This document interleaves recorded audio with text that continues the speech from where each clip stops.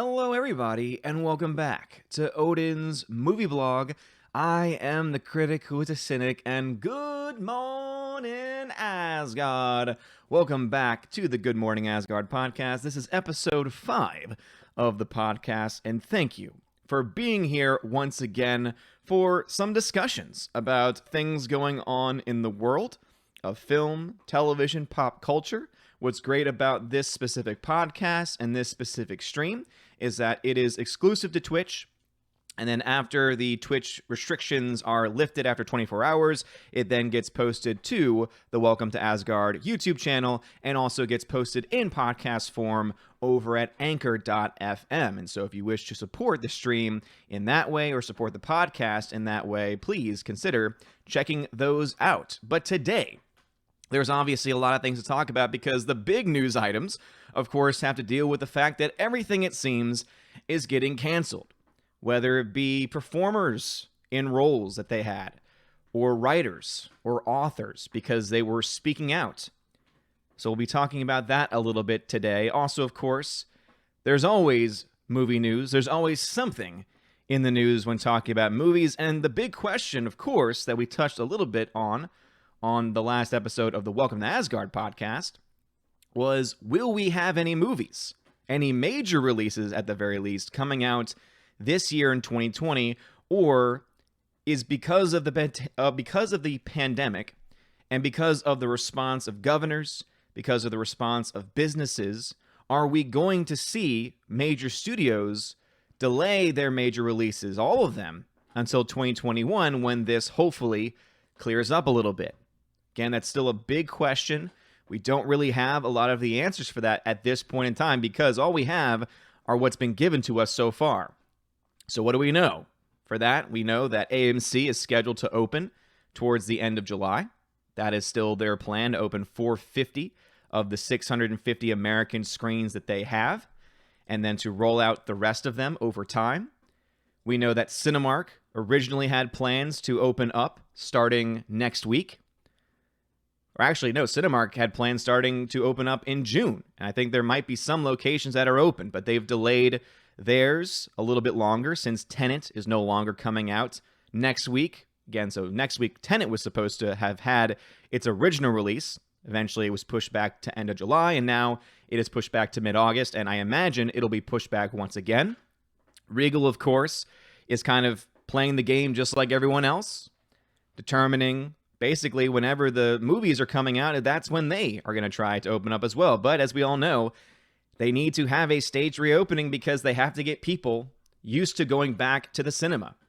So what movies can they offer? Really, the only thing they can offer are old school films, classics, films that they had in release right before the pandemic started.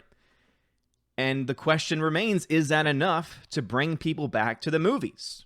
I know for people like me, I personally think that there are some movies out right now in some of these theaters, more local right now. As I said, there's a UEC movie chain that I believe is either Tennessee bound or in my region bound, and they are getting this weekend, actually, Bloodshot, which was a film that was in release when the pandemic started, got a very quick VOD release, and I think it's already available to purchase on Blu-ray and physical media as well.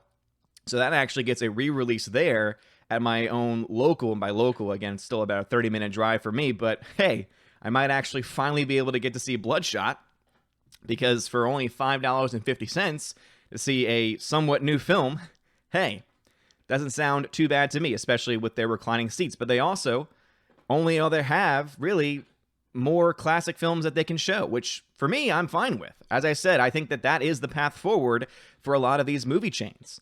Again, imagine if they focus on the classics, the ones that people love to see.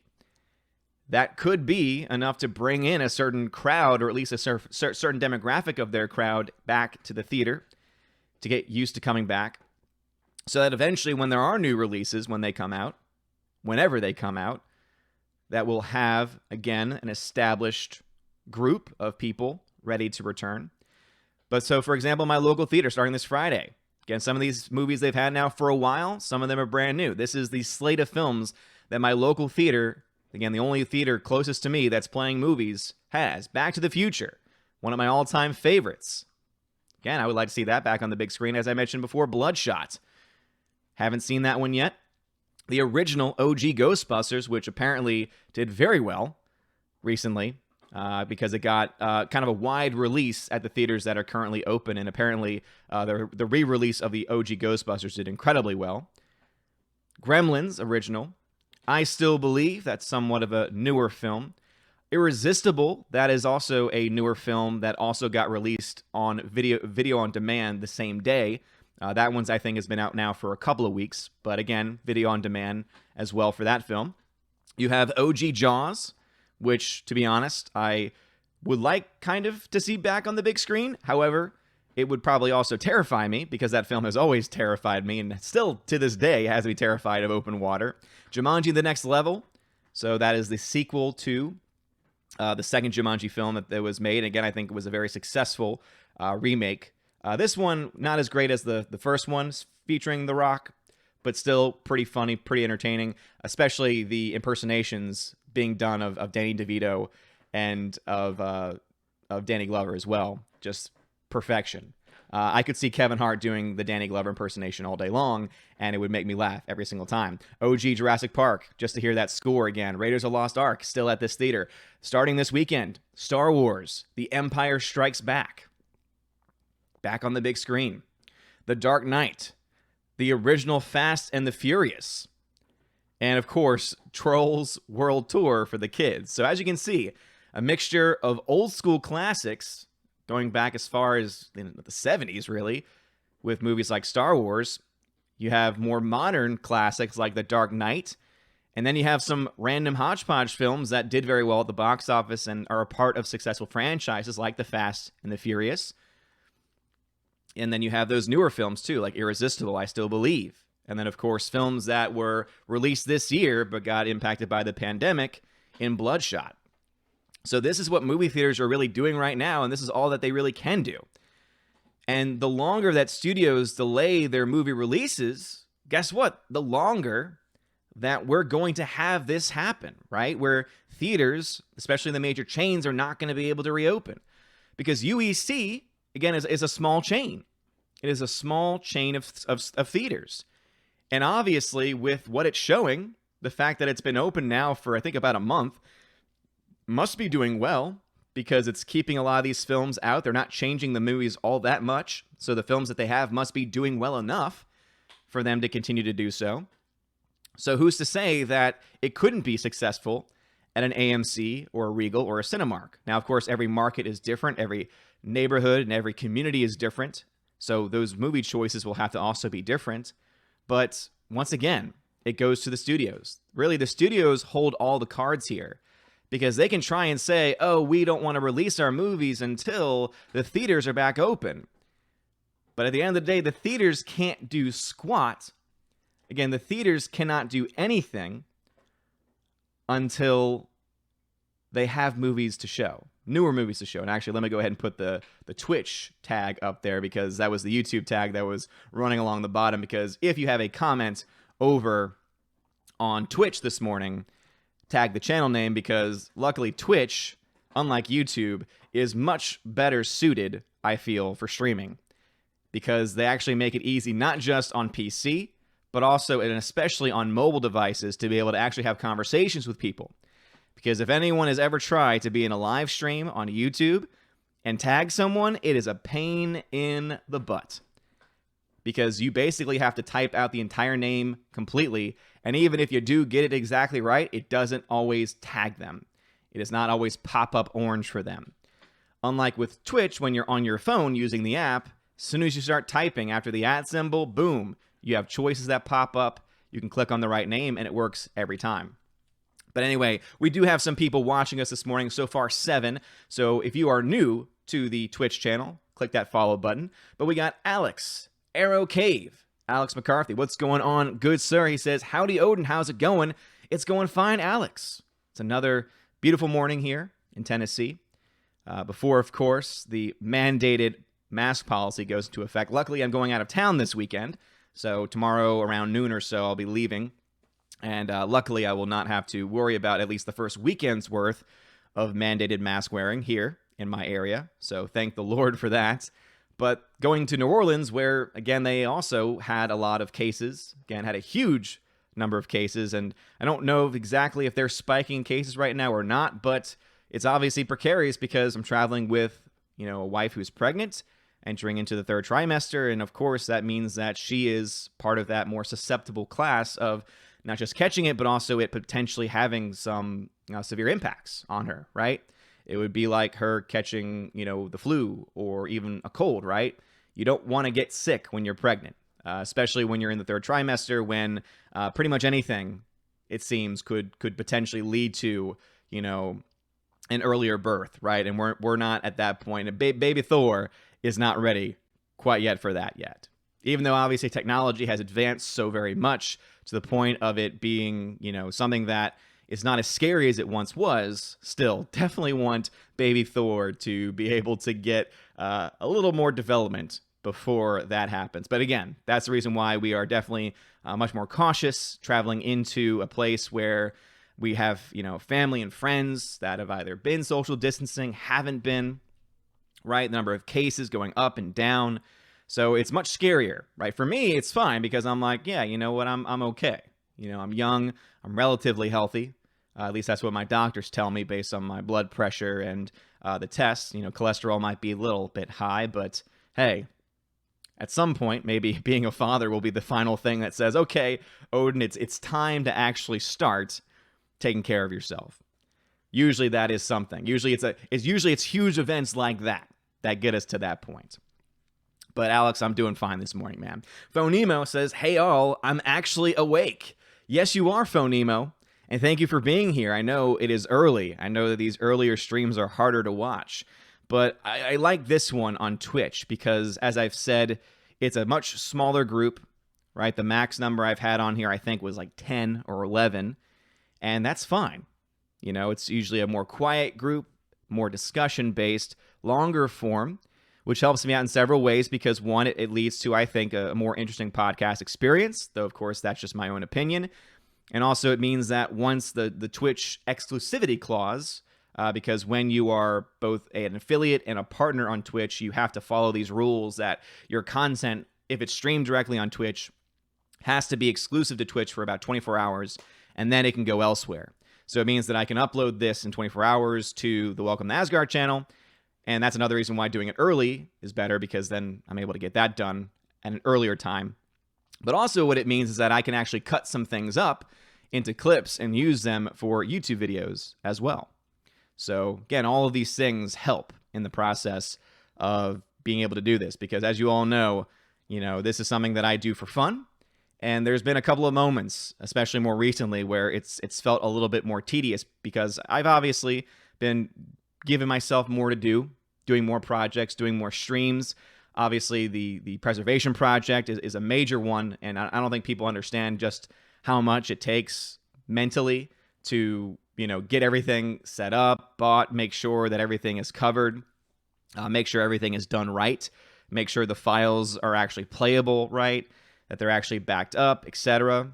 Again, it's something that I can handle, but it's definitely something that when combined with a bunch of other stuff going on can get a little bit tedious. So that's why, if you've noticed on the YouTube channel, I have not been doing my daily uploads, at least the past week or so. I've missed a day or two. And a lot of the videos that I have been posting have actually been cuts from podcasts that I've been doing, which, I'm going to be honest, I've been loving doing the podcast. So like the conversation I had with Cameron Pasha was so much fun. And we talk about such a wide variety of topics, and just getting his perspective as a producer and writer in the industry, especially for television. It was amazing to hear. It was amazing to hear what he had to say and to get his perspective on things. And so I was able to get, again, a lot of really great clips from that podcast. And then I had a former student on for a bonus podcast that I offered exclusively to my Patreon Subscribestar and YouTube members as well, that I put a clip on of the main channel on, and we had a discussion about horror films and about the subtext of horror films from the 1970s, again, during the Vietnam War era, versus the remakes made during the post 9/11 era. And we had about a 90-minute discussion about that because he wrote a paper on it for school, and it was a fun discussion, and it was a blast. And so I'm thinking actually of taking that whole podcast and uploading that one to the main channel and letting everyone have access to that one, because it really is a fun discussion.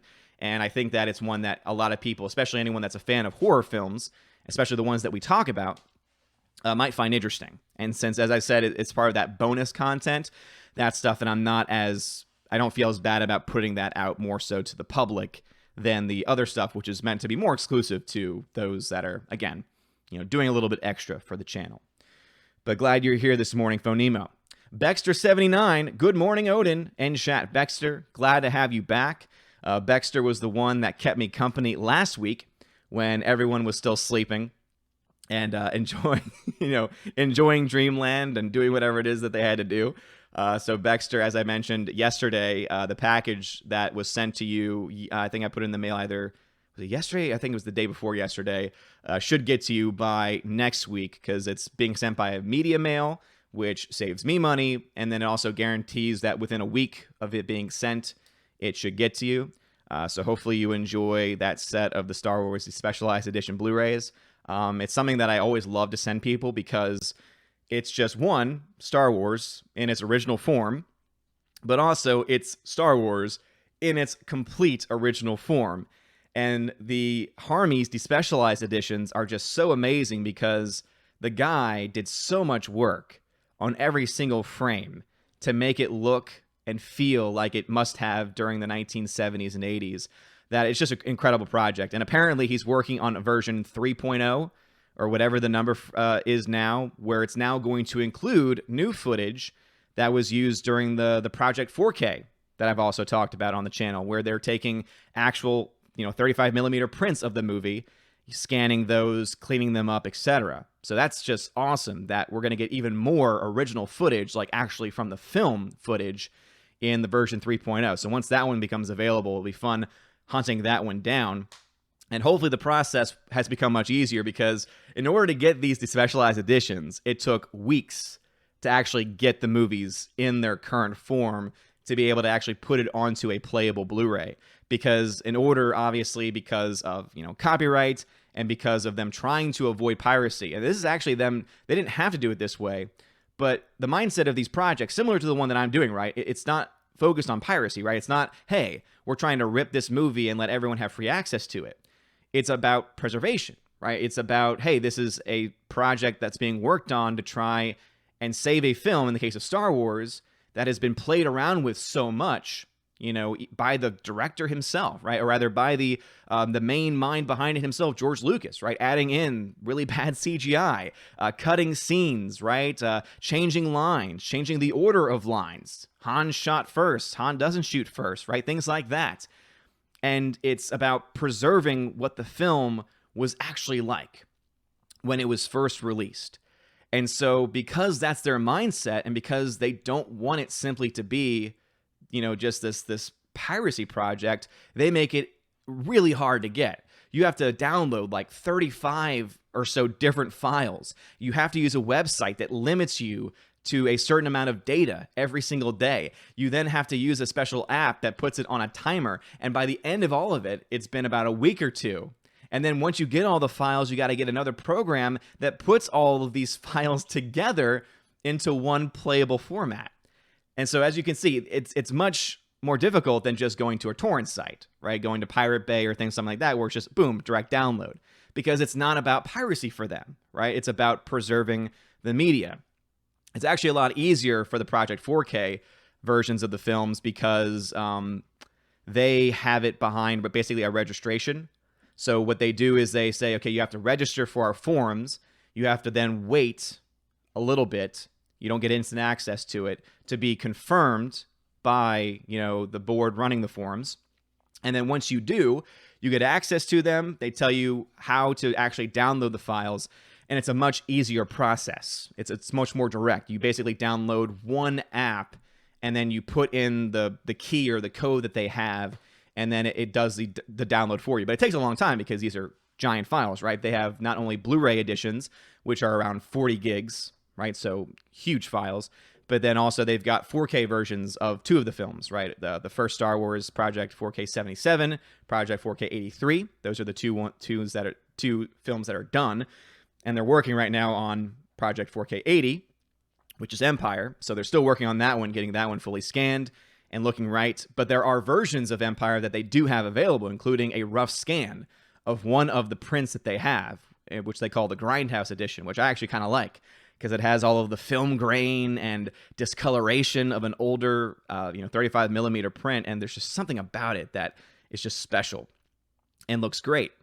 But as I said, they make it more difficult because it's not about piracy. Again, that's kind of something that is connected very much to what I'm trying to do, right? The difference, of course, is that I don't have the ability, capacity, or time to hunt down 35 millimeter prints of movies and do a 4K scan of them and do all that kind of stuff, right?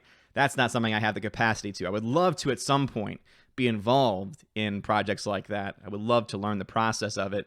And so for now, all I can do is find, the Blu-rays, DVDs, the things that actually hold the media themselves and preserve those, right? And to save those, especially the ones that are most at risk. In fact, my plan is today to go to McKay's. I've mentioned McKay's before on the channel. McKay's is the local used Blu-ray, DVD bookstore near me. They've got manga, they've got comics galore. Like seriously, they've got almost everything. They've even got cards.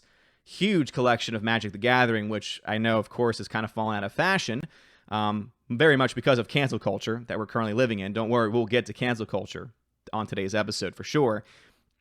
But it's also just amazing to see that they've got Pokemon cards. They've got empty boxes, actually, of collections, right? So they've got stuff for collectors. And the collection of Blu-rays, though, and DVDs is truly amazing. And so my plan today is I'm going to take some of the stuff that's been submitted so far on the film and TV recommendations list, and I'm going to try and find them to buy them.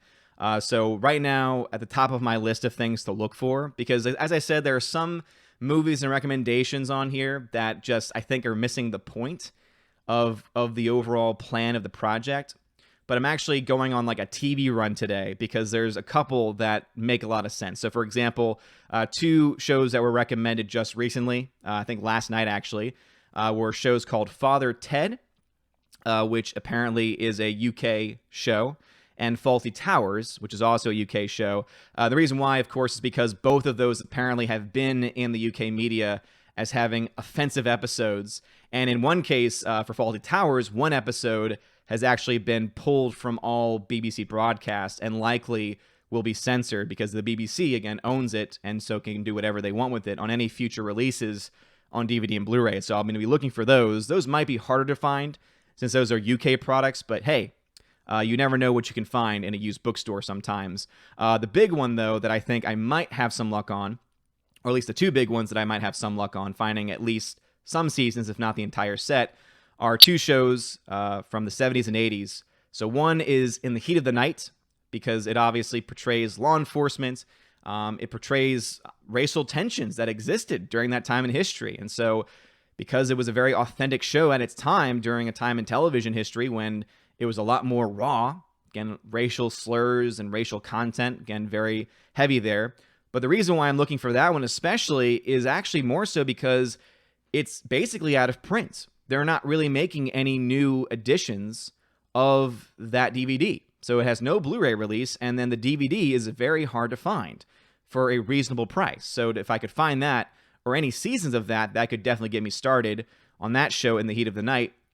And then the other one, of course, is one that I'm more likely to actually buy, and that is Dukes of Hazzard from 79 to 85, of course, because the car on there is called General Lee. It features the Confederate flag.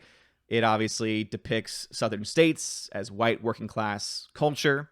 And it's a show that is going to get canceled. Again, they're probably going to stop making new editions of that show. I want to say that one has also never been released on Blu-ray, probably never will get released on Blu-ray. However, that set is still available to buy. And actually, I found a complete set new on eBay for around $85. So my plan is to go to McKay's today, see what I can find, and if the prices just don't match up, or if I can't find it all, or if there's issues with it, then I'm probably going to end up buying that eBay edition, because to get all the seasons of that show in new condition, for one, in a time when that show will get more and more rare and therefore become more and more valuable, I think having that backed up especially is going to be very important.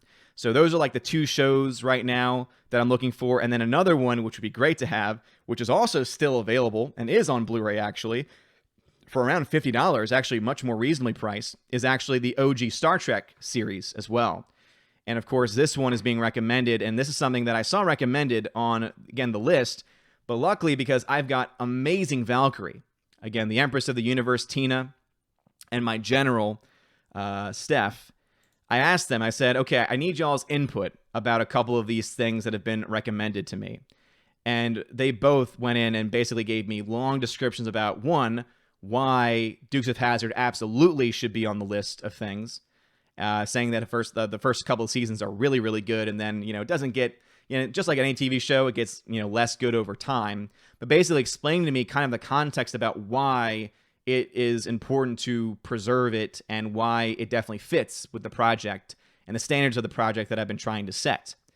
So again, that because of them, I've confirmed that, okay, I'm going to be getting Dukes of Hazzard, whether it be at the used bookstore or buying it, a new actually edition of it for $85. Again, the entire series on DVD, I think, is actually a pretty good deal for being a show that's essentially out of print now, or will soon be out of print.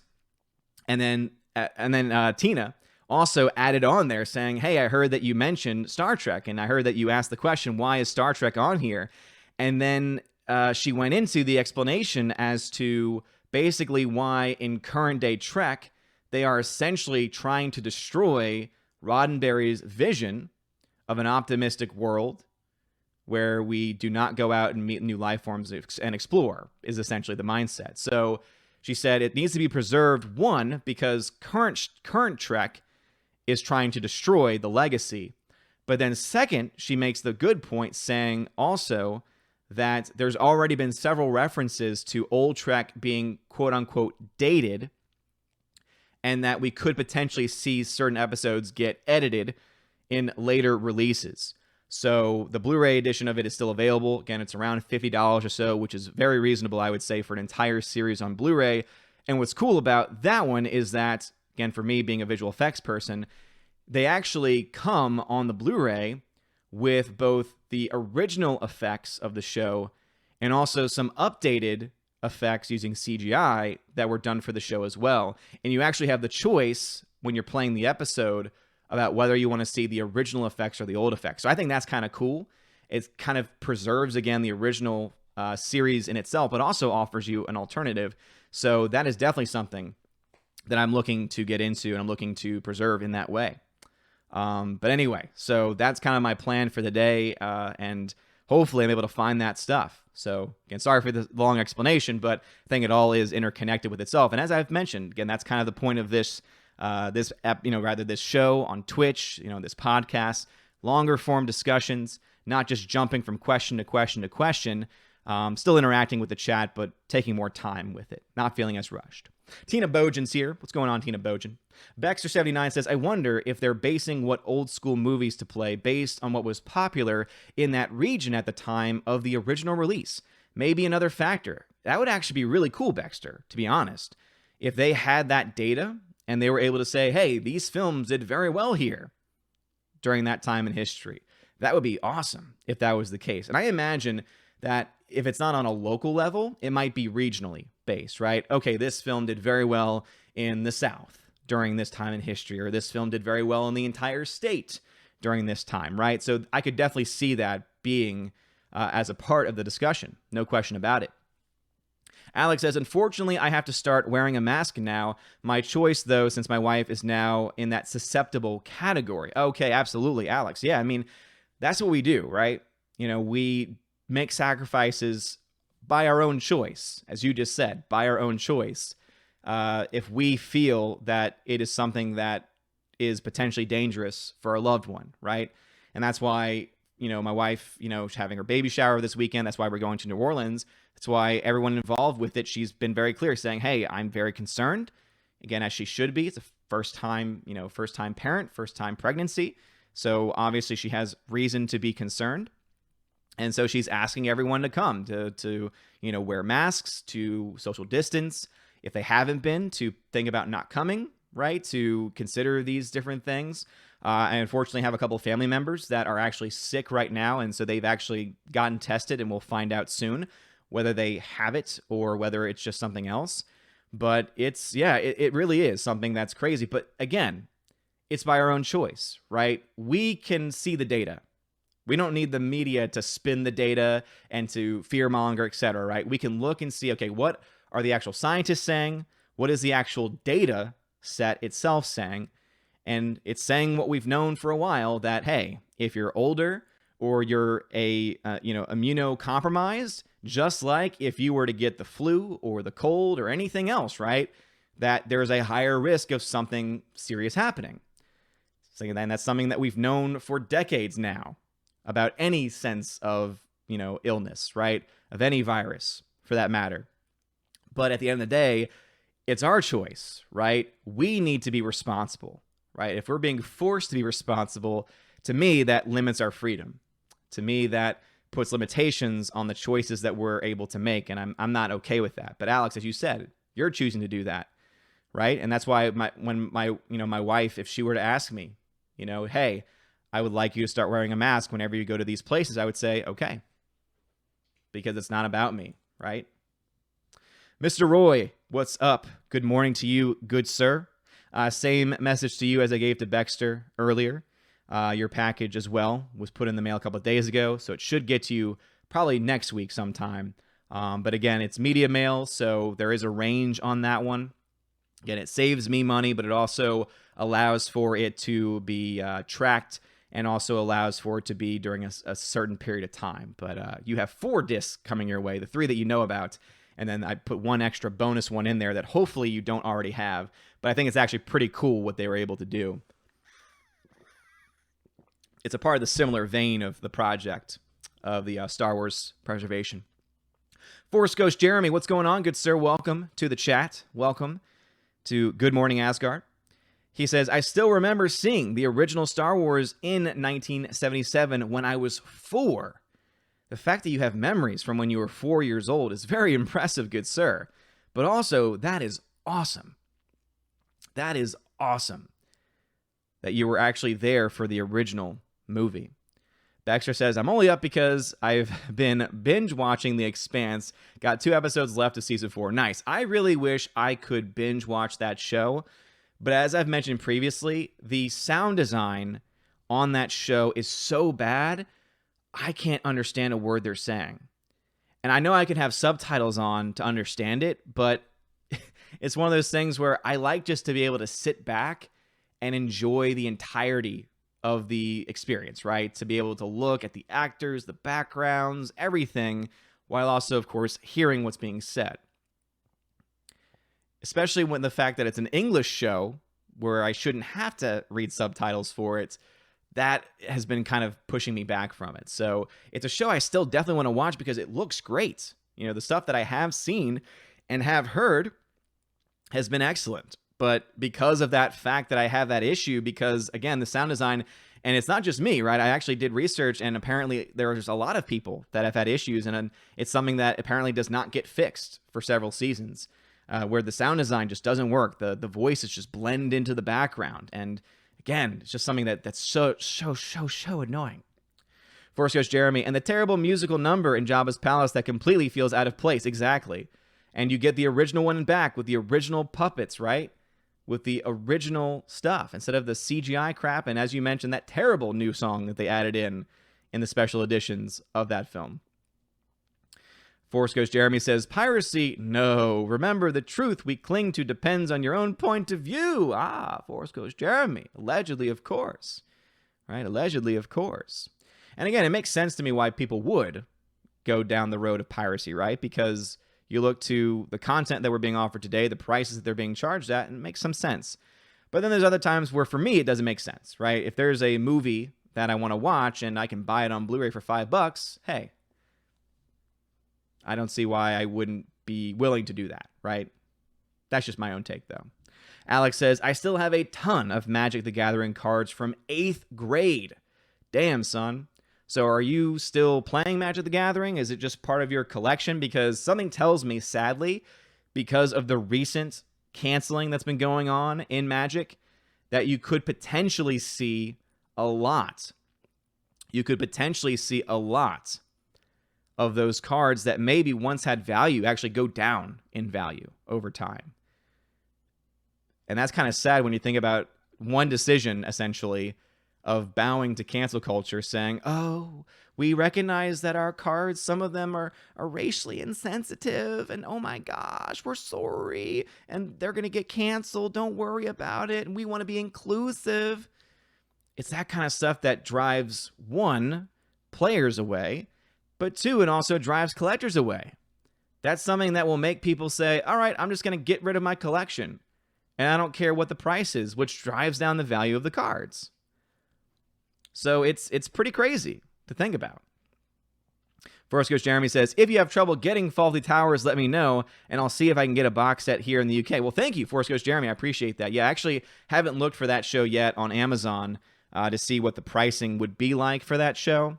And for those shows, especially for the UK stuff, I would like to know whether any of the episodes would have been altered on the sets that are available. I doubt that they will, seeing that this is a new phenomenon, right? Just this year alone, just the past couple months, really, where shows like that have been put under the cancellation mindset. So I imagine any DVD set that is currently in release has the episodes as they originally were, and everything should be fine. But yeah, I have not actually looked at Faulty Towers yet because right now my mind is on so the main series, again, that I'm going to be looking for today, if I'm able to make it to McKay's, again, the used bookstore, movie store, are going to be In the Heat of the Night, because that's the hardest one I've had trouble looking for, finding complete sets that aren't crazy amounts of money, again, because that's an out-of-print DVD series, so it's going to be a lot harder to find. Hopefully I can find at least some seasons of it used for a reasonable price to kind of cut the cost of it. And then, of course, Star Trek, which, even if I can't find it used, finding it new on Blu-ray is actually not that expensive. And then, of course, Dukes of Hazzard, which the same thing. Luckily, I have been finding some issues, or rather, I have been finding some copies of that available, at the very least on eBay, for actually a decent price in comparison. And because of the very generous donations that we've been getting through the project, through Streamlabs, we have money saved up to be able to buy those series, even if they are a little bit more pricey. So Phonemo says, I don't have an audio problem when I watch The Expanse. And that's the thing, Phonemo, is that you might have a better TV that automatically raises the level of the voices, or a setting or a sound bar that does it for you. But just on a standard TV, it all blends into the background for me. Golden Ration, what's going on, good sir? Welcome. Glad to see you over here on Twitch. He says, orcs are racist? And again, that's the mindset right now, right? That's the weird, crazy world that we live in, where now everything and anything has to be racist, right? Like, there's that one episode of Community that's been essentially canceled because one of the characters happens to put on not blackface, not dressing up as an African American, right? But dressing up as I believe, an orc character, right? And orc characters have that, that jet black skin. At least some do, at least the version that he was doing. And it's just amazing to me, though, that they're trying to cancel that. It's like, the intention of it was not to mock, right? I can understand if people would look over at an older, radio show, TV show from a long time ago that was something that could be seen as offensive, right? I could see why people would say, hey, that was offensive. Okay, it was offensive. Does that mean that we get rid of it, though? I argue no. Again, I'm on the side of preservation. I say, nay. We should instead preserve that. Instead, we should use that in a classroom and say, hey, this is what people used to think was okay. This was a time in history when dressing up this way, when mocking an entire race of people, when doing these things was completely acceptable. And the only way we can present that is by showing it, is by actually having it available. So instead of us saying, oh my gosh, we need to cancel it, and we need to pull all the copies of it, and we need to make sure that no one has access to it, which is what some of these companies are doing now, instead we say no. Nay. Preserve it. Save it. Hell, re-release it. in a higher quality format. And if you want to put that little trigger warning on there, you go right ahead. As long as the show is being preserved as it was originally meant to be seen, go ahead and put the trigger warning on there. Again, as long as it's being preserved. Because I can always skip that trigger warning and laugh at it. Because I can figure these things out for myself. As many of us can. Alex says, yeah, my wife got results of a biopsy Monday on her leg saying it was lymphoma. So by my choice, ain't going to risk, even though I know the media hypes it up. Well, Alex, man, I didn't know that much. So I'll definitely be keeping you and your wife in my prayers.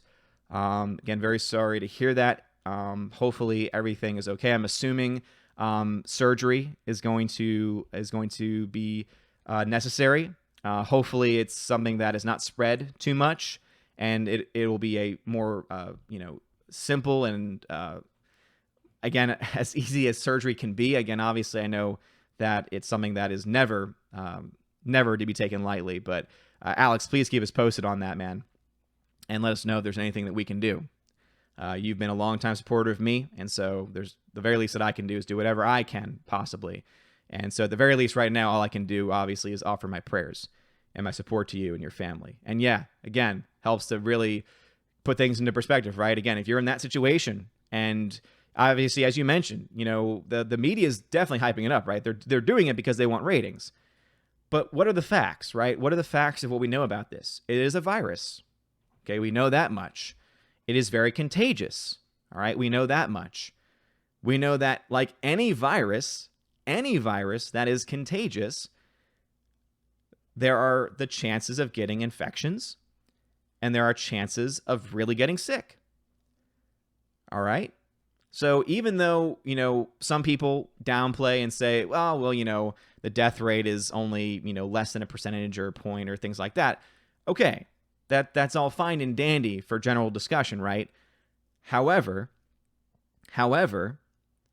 just because someone may not die from it doesn't mean that it's not something that could be life-threatening, and doesn't mean that it's not something that could lead to a terrible situation for them, right? If someone, for example, catches this virus, just like with any other virus, gets an infection in their lungs, and that infection causes long-term damage, hey, guess what? You're right. They didn't die, but now they've got lung problems for the rest of their life. Now they might be in pain for the rest of their life, right? These are the things that we're not talking about, though, because on the one side, you have a media that is just overhyping the wrong things, right? And obviously blaming the president and only the president instead of putting the blame on so many people, right? It's many people that are responsible for things spreading and getting as bad as they've been getting.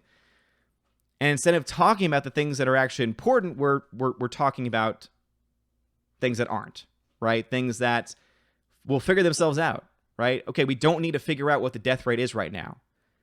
What we need to figure out is, how is this going to impact me?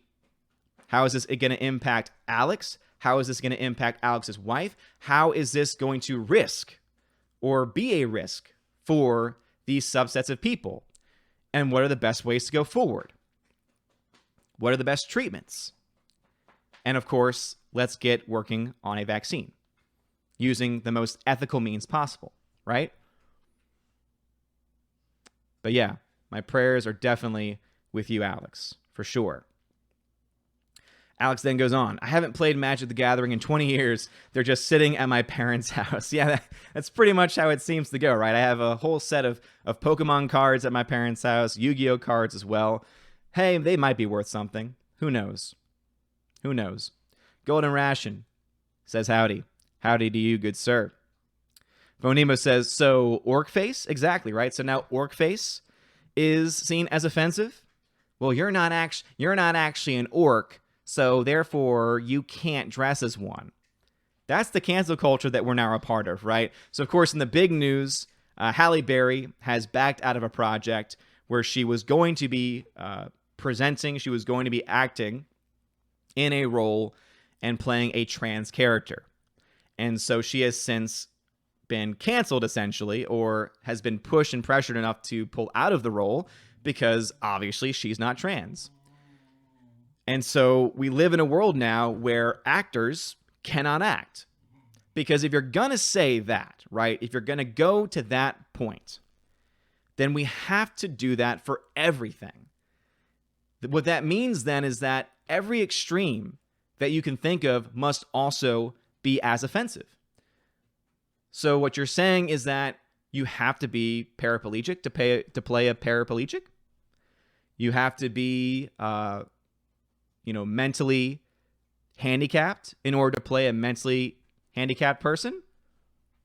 Do we now go back in history and say, oh, Forrest Gump was offensive because Tom Hanks was not actually mentally handicapped?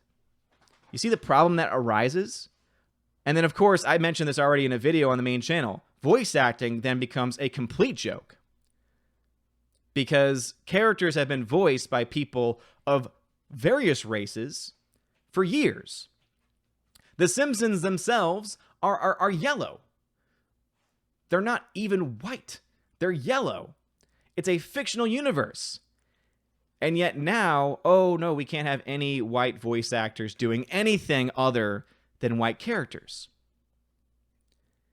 But if that is true, then okay, if you're going to do that, then that means that any non-white character, or rather any non-white actor or actress, that if they do voice work for something that is of a race that is not theirs, that means that they can't do it either. It's got to go both ways, right? And while we're at it, Bart Simpson, hey, bye lady that does the voice of Bart, you're not a boy. You got to get canceled too. And if you start making exceptions, if you start saying, oh, no, it's only for cis white men. That's the only people this applies to. At that point, the only people being discriminatory are the people canceling, right? And that's the problem with the entire cancel culture, is that it's so, one, counterintuitive, but also it's hypocritical as well. Because the same people that are going after the white voice actors that do the voices of like Apu and, all the other characters of color on the show The Simpsons are going to completely ignore the fact that Bart Simpson has been voiced by a woman for the past, 20 plus years. Are we going to go back in time and cancel Rugrats because Tommy Pickles, a boy, was also voiced by a woman? These are the questions we have to start asking. And then you see just how ridiculous everything is.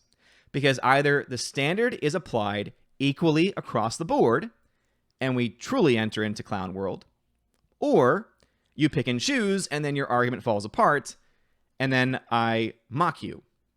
Either way, whether it's clown world or not, I will still mock you. However, you could at the very least have some sense of dignity, or at the very least consistency, if you are to treat every single person the same. But they don't care about that. They don't care about treating people the same. All they care about is pushing some woke narrative to fit the times, and that's all that matters.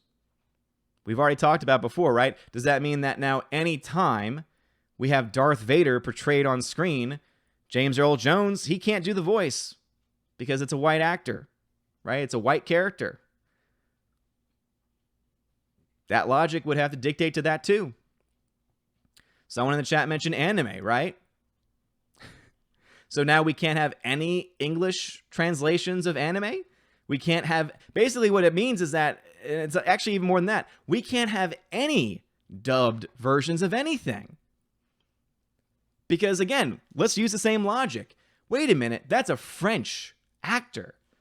And this person doing the English version, he's not French. Same logic. What's the difference? There is none. With the logic they're using, there is none. Right? That's the clown world that we live in now. Because it's only going to be applied one way, one direction. Like the band.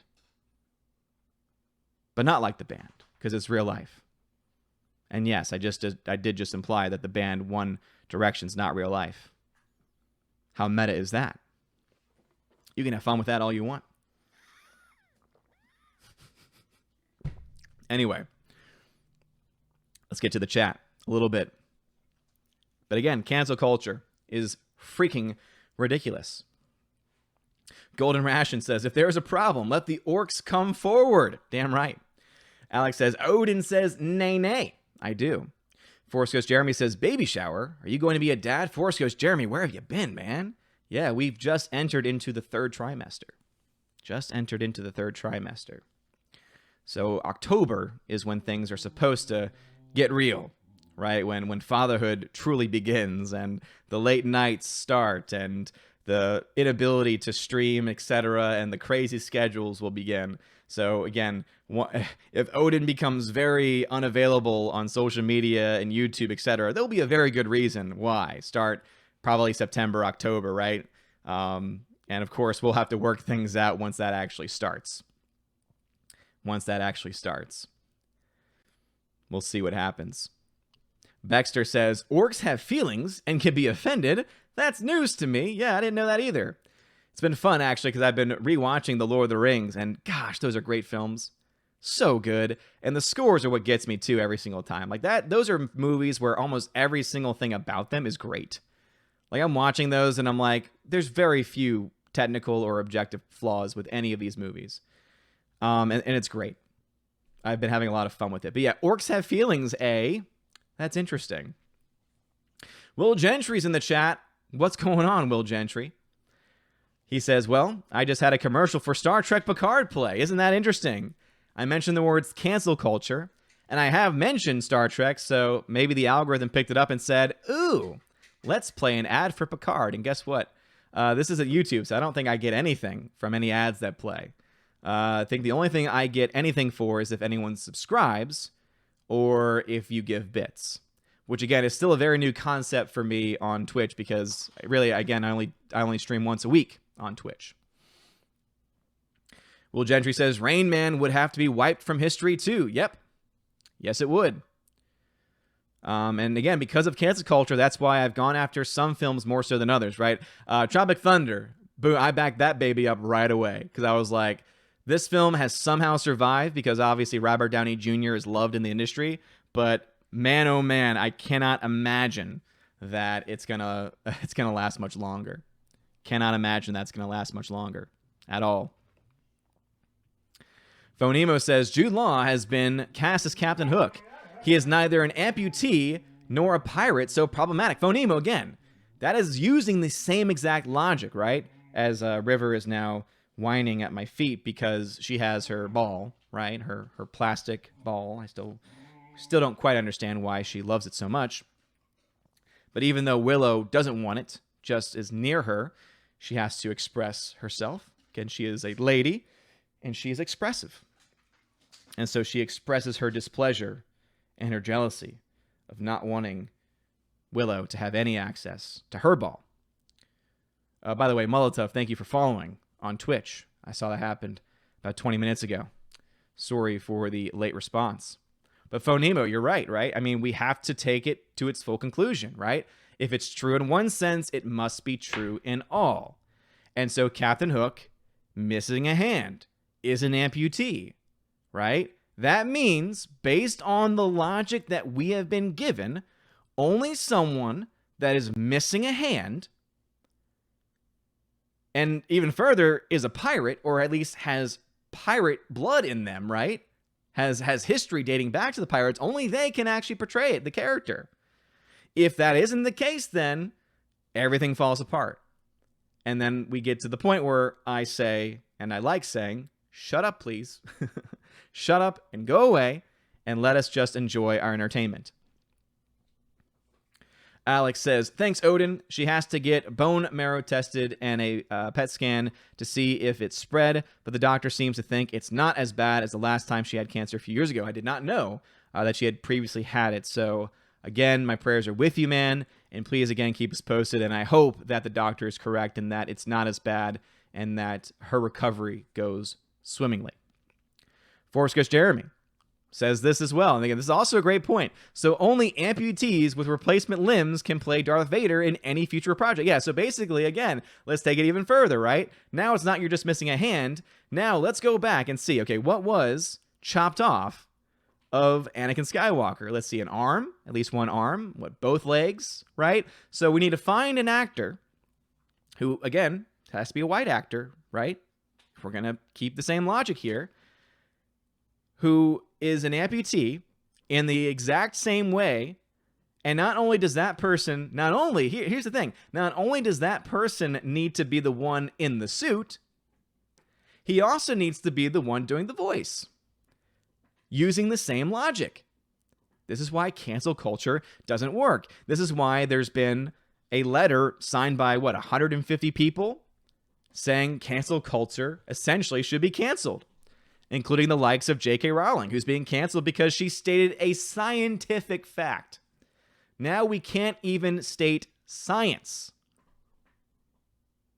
It's insane. Completely insane, the world that we live in today. Baxter says, I tried to be open-minded about it when I heard about it initially, painfully watched it to the end, because Mama didn't raise a quitter. Yeah, I don't think I'll be watching season 2. And what is that of? Maybe you were talking to someone else in the chat. My brain automatically says, hey, remember how I said you have to tag me to have your comment read? But then it's still a relatively new show. We're only 5 episodes in. This is, again, some of the most numbers that we've had on it so far. And so I feel just the need to actually read every single comment. But I'm forgetting what show would be referenced there. Golden Ration says, many anime boys are voiced by women too. Yep. Now that can't happen anymore. Alex says, so I can't voice a cartoon version of Samuel L. Jackson now? No, you can't, Alex. And by the way, I don't think I would want you to do that anyway. And it's not because it would be offensive. It's just because if it's Samuel L. Jackson, it should be voiced by Samuel L. Jackson. Let's just be honest there. Bonemo says, the real question is, how do they get xenomorphs to play actual xenomorphs in alien movies? That would seem rather unethical. It would. Because now are we going to be creating new creatures in labs? I would vote nay to that, please. Thank you. Golden Ration, let's find all the fantasy character and dragons and whatnot. Yeah, let's make unicorns and dragons, and only they can play it. CGI has to go away. Can't have that anymore. Here's the real question, right? What if you have a CGI'd crowd of people that features people of multiple races, but the person that animated it was a white person, or was a race that was featuring, or rather, so again, that in that situation, you wouldn't be able to have that. Basically, we would have to say goodbye to any animator animating any characters, right? Same logic. Oh no, you can't have a white man animating a black character, right? So now do we need to have it? So basically, here's the thing. And here's the biggest contradiction with cancel culture. And Baxter confirms and clarifies Picard she was talking about. Yeah, I figured that it had something to do with something we were talking about. So basically, she's given up on Picard. But here's another big problem, though, with everything going on with cancel culture, is that it has to eventually cancel itself out. Because eventually it leads to segregation. Essentially, that's what it leads to. The end result of cancel culture is segregation, which should be the antithesis of the political mindset of those proposing and pushing cancel culture forward. So it's a self-defeating, it's a self-defeating proposition. It's a self-defeating message and movement. And the end result can really only be segregation, which is so ironic and yet also so sad. And yet also hilarious for the idiots that actually propose this nonsense. Will Gentry says, okay, that is something that has always baffled me. When a couple, or specifically the father-to-be, says, we are pregnant, or we are in the 3rd trimester, like you just said. Well, I say it in that way because obviously it's her, right? But, we're in this together, right? I'm trying to support her as much as I possibly can, and it's our child. It's not just hers, it's ours, right? So I think that's the reason why, is because, because it is our child, it becomes then a we, right? And that's kind of the mindset of matrimony too, not to get sacramental on you, but that's why, in the church, we believe in the sacrament of matrimony two become one, right? Two eyes become we, right? Two eyes become one flesh. It's the only time that you will ever find in a mathematical equation 1 + 1 equaling 1. Fun fact. I tell that to my students every time we talk about the sacrament of matrimony. I go on the board and I say, all right, we got one body. All right, sorry. We got one man, right? We got one woman. What does that equal? One flesh. Only time that 1 + 1 = 1 in the church. But anyway, fun fact of the day. Only time 1 + 1 = 1. Force Coach Jeremy says, congratulations, my daughter is just over a year now. If you need any advice, us dads can share tips. Force Coach Jeremy, I cannot believe that your daughter is over a year old. I remember when you were going through the pregnancy. I remember when the birth, when your daughter was born. I remember when that was shared on social media. That is insane. It's amazing how time flies. Amazing. Absolutely amazing. Will Gentry then says, it sounds so silly to say we are pregnant. Nah, dude, you did your part. She is pregnant, not we. No. We. As Tina Bojan puts, several hearts. Well, thank you for the hearts. Will Gentry says, I've still not seen Tropic Thunder. You should, especially while you can. It's fantastic and it's hilarious. Golden Ration and Tinkerbell needs to be voiced and acted by a fairy, right? It's only logical. Alex says, Superman now has to be played by an actual Kryptonian. You're right. How far do we take it? How far does this go? Bonemo, taking these casting things to the logical extremes is fun. Yes, it absolutely is, Phonemo. It absolutely is. As Force Coach Jeremy says, well, it does take two. You're right about that. Absolutely right about that. But yes, taking these things to their logical conclusions is a lot of fun. Because, as I said, I don't think they understand that their logic is so flawed and where their logic has to lead. Because if you were to look at every single movie, TV series that has ever had any voice acting done, you will see that there are a plethora of examples of the voice actors behind the characters not being the same race as the person presented on screen. You want to know why? It's not because they're trying to be offensive. It's not because they're trying to culturally appropriate. It's because they were the best fit for that character. What a concept. Someone being judged because of the content of their character, because, wait, they were chosen and cast because they were the best for the job? Huh. What a novel concept. What a novel idea. Wait, they do that voice best. That voice fits said character best, and so they get the job? Huh. I never would have thought of that. I never would have thought that was something that could ever happen. But cancel culture will do the very best that it can to try and destroy it all. Come hell or high water, right? They're already trying to cancel. This was something that was covered by Bounding into Comics. Children's author Gillian Phillip fired by publisher after tweeting support for J.K. Rowling. After tweeting support for J.K. Rowling. That's the world that we live in today. And keep in mind, these are people that they're not conservatives. They're not Republicans. They're not libertarians. They're not anywhere on the right, as one could say. These are far leftist, for the most part. These are people that buy into the social agenda. But they put their foot down, in this specific case, on science. And say, nay, science is very clear, right? We're made up of chromosomes, right? We're made up of X and Y chromosomes, and one of those chromosomes dictates whether someone is male or not, right? Whether someone is female or not. Now, obviously, there's a lot of combinations of these various things, and yet these things still hold true. And the problem with the movements that are trying to cancel these people right, the trans movement, as it is of course known as, is that it claims to be on the defense of the 0.00001% of people that happen to be born with both sets of genitalia, and they're labeled as hermaphrodites, and what about them, right? So a very small portion of the world population. However, the problem is that their movement doesn't really care about them.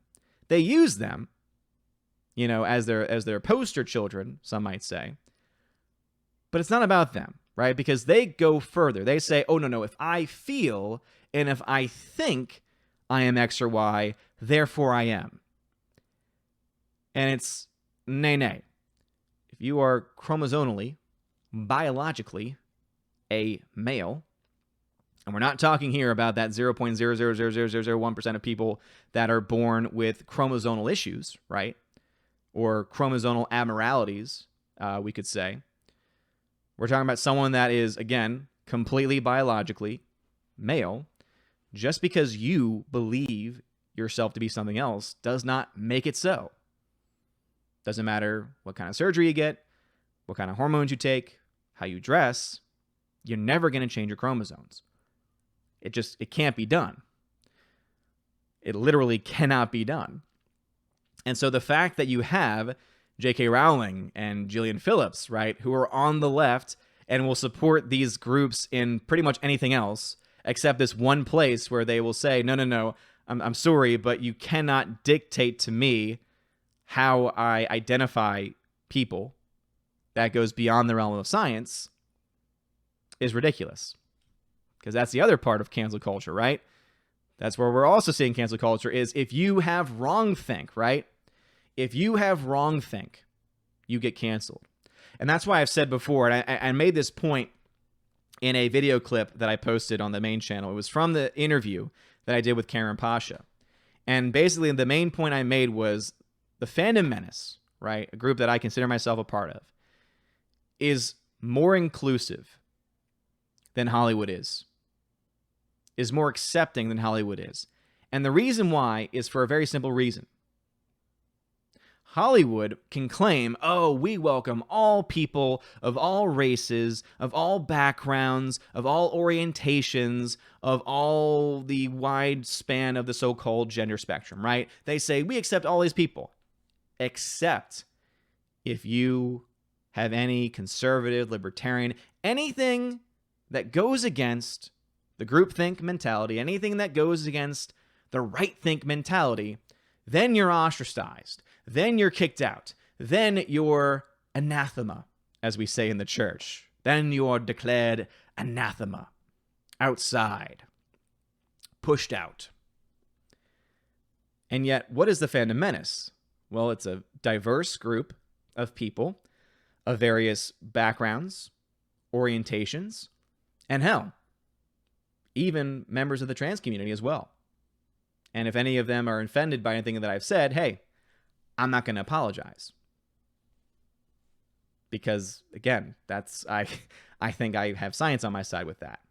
But again, I'm not going to go up to your face and, mock you or make fun of you, right? I'm not going to do that.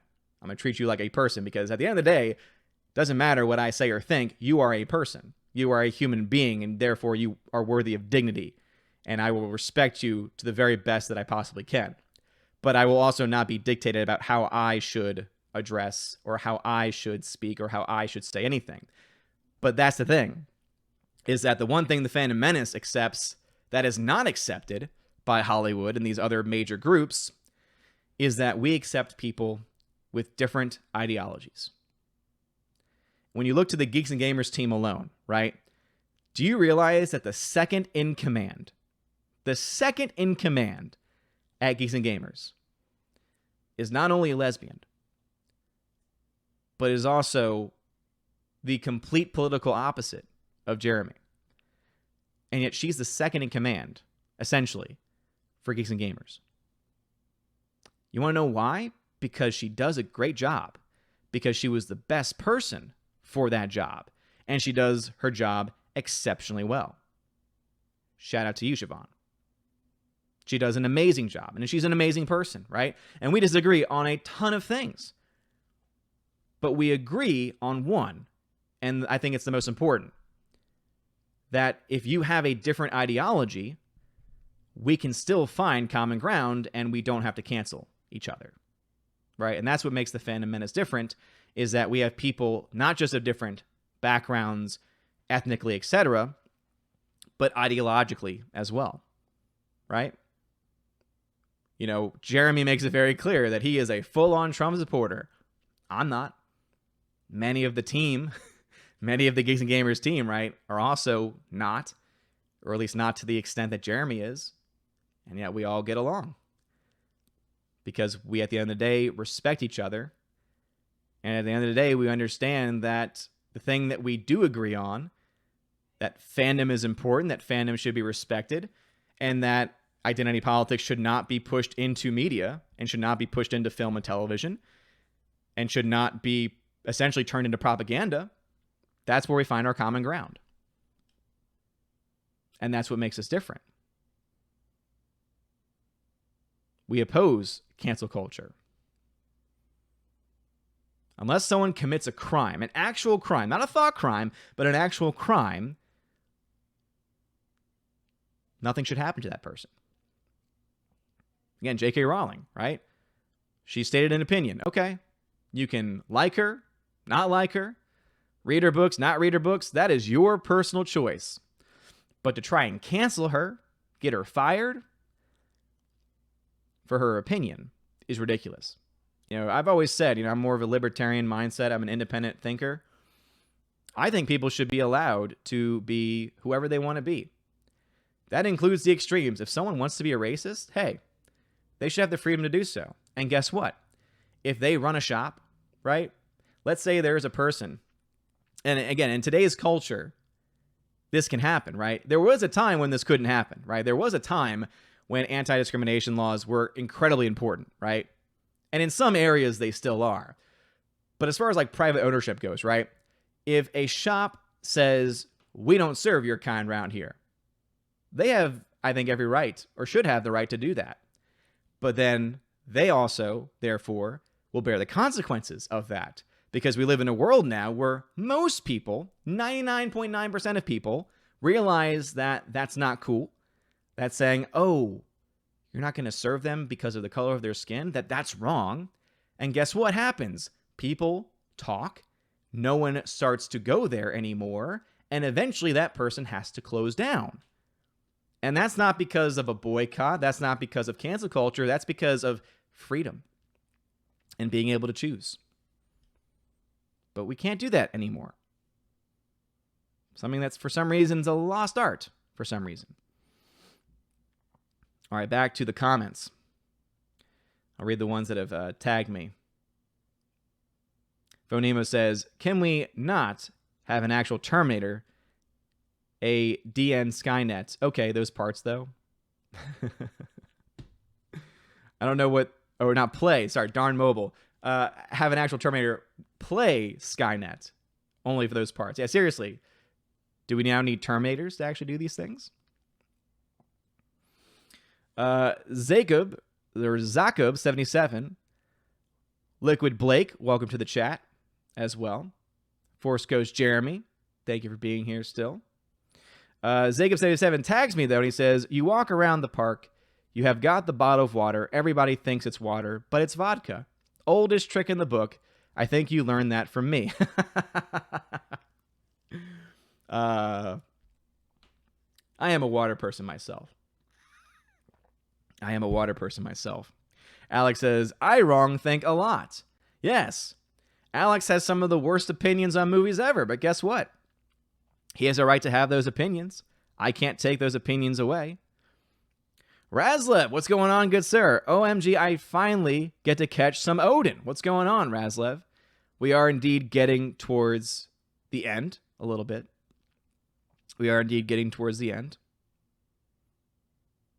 As Razlev says, my friend, it's not about any logical reasons. It's about power and control. Yep. Right on the nose with that. It's about power and control. That's all they care about. They want to be in power and have control. They want to be able to dictate to you how to think. And that's why there is a portion of society that believes if you are deemed to be an ist or a phobe, that not only should you receive penalties like fines or jail time, but also that you should be forced to go to essentially re-education camps or re-education sessions, right? You're already seeing that happen in some countries where you can actually be given mandated re-education class time, essentially, which is, I think, ridiculous. We learn from our parents. We learn from those that we grew up around, right? But we all reach a point when we have to decide and make decisions for ourselves. No one can be forced to think a certain way, right? We have to make the choice at the end of the day. Alex says, Krista is in command of Geeks and Gamers. This is the way. She's not in command, as many people might think she is. But nay, she is not in command. But she is awesome. Shout out to Krista, who did an amazing stream. If you're not a premium member of Geeks and Gamers, and you want to see Krista, who is one of the most polite and sweet persons ever, someone that is essentially that golly gee personality, right? They don't swear a whole lot. Kind of like me, but I would even say even more polite in their language choice. Play Grand Theft Auto. She played 4 because she didn't realize the difference between the two last time. This coming Monday, she'll be playing GTA 5 like she was supposed to. But if you want to see that and the reactions that she has and her committing crimes in-game, it's very entertaining. There's a public video, I think it's public now, on the Geeks and Gamers channel that shows clips of Krista playing it. And it was put together by Perry Chan, I always forget to pronounce his name, who's an amazing guy. He's the one that does all of those awesome videos for us on Friday Night Tights, always does great memes, great video compilations, and he did a great job editing that compilation together as well. Maze the Bouncer, thank you for following over here. I appreciate it. And Maze says, hey, how's it going? It's going fine, man. We're getting towards the end of the show. Again, we've talked about cancel culture a bit. We've talked about movies and how the theaters themselves can't really open because of the delays by the essentially the production companies and the studios, and saying, oh, we'll release them when the theaters are ready, but the theaters are never going to be ready until there's brand new films to show. And I guess we can talk a little bit more about some movie news. A lot of everything that we have now, though, really is nothing but rumor and speculation, right? So obviously there's that rumor going around about the Star Wars sequel trilogy being removed from canon. I don't buy it yet. Again, to me, that falls into the same rumor that we've had for years now, that Kathleen Kennedy is going to get fired, which, again, never came to fruition. One rumor that is cool, though, that might actually have some truth to it, seems a little bit more sensible at the very least, is that Keanu Reeves might return to Constantine for either a movie or TV series. The problem, though, is that it seems like that will be one of the J.J. Abrams projects instead.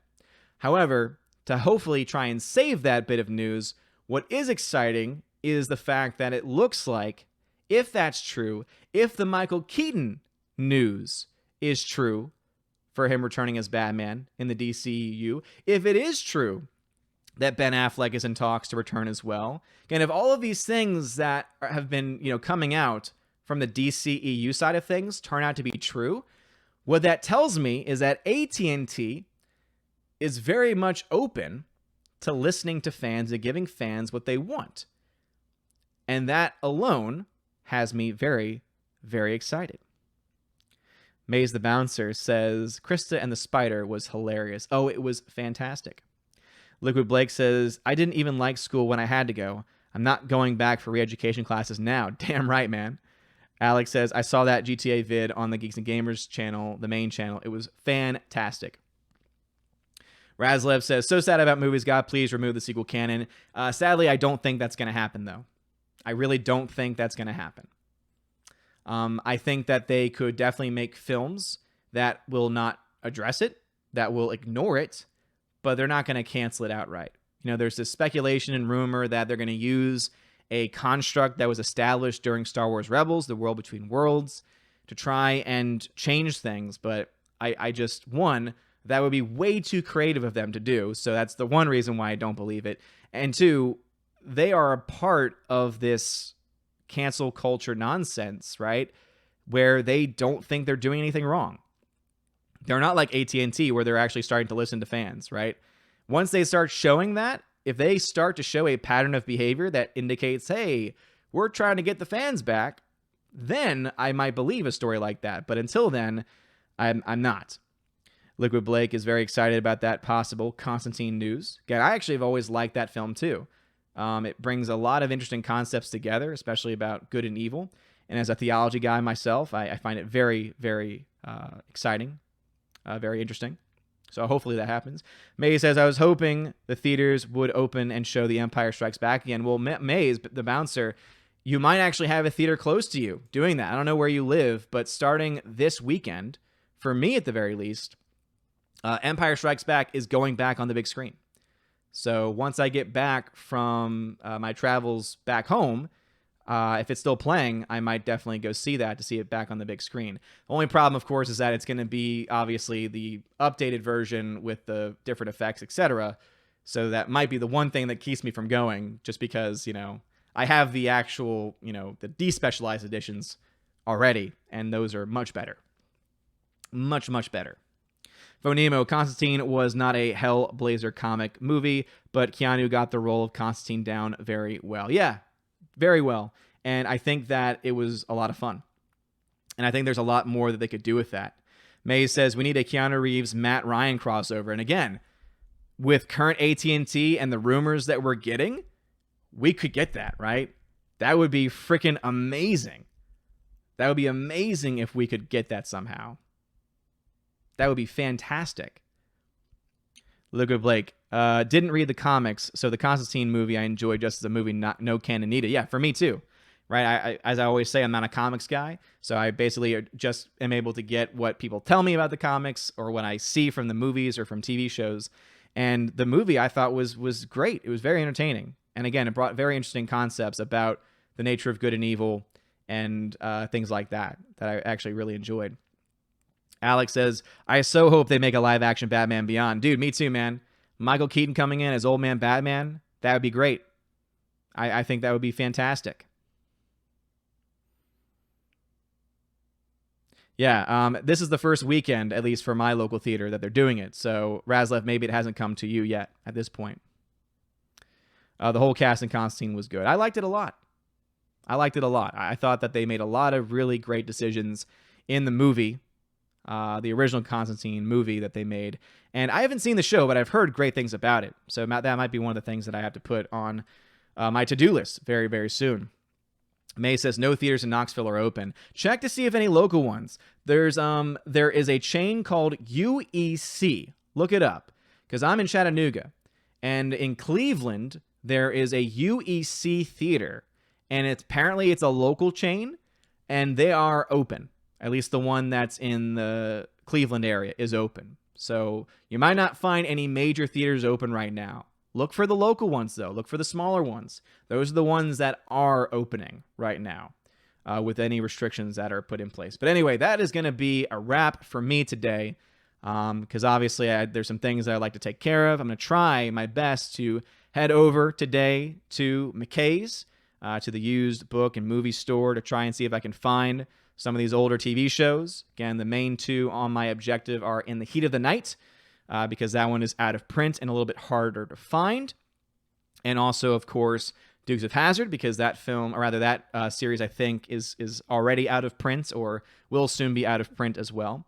So hopefully I can find some treasures hunting today. So I'll take some of the recommendations that I've gotten from the feedback form. So again, if you want to put your input in for the project, the film and television preservation project that I'm working on, you can check out my website, ombreviews.home.blog.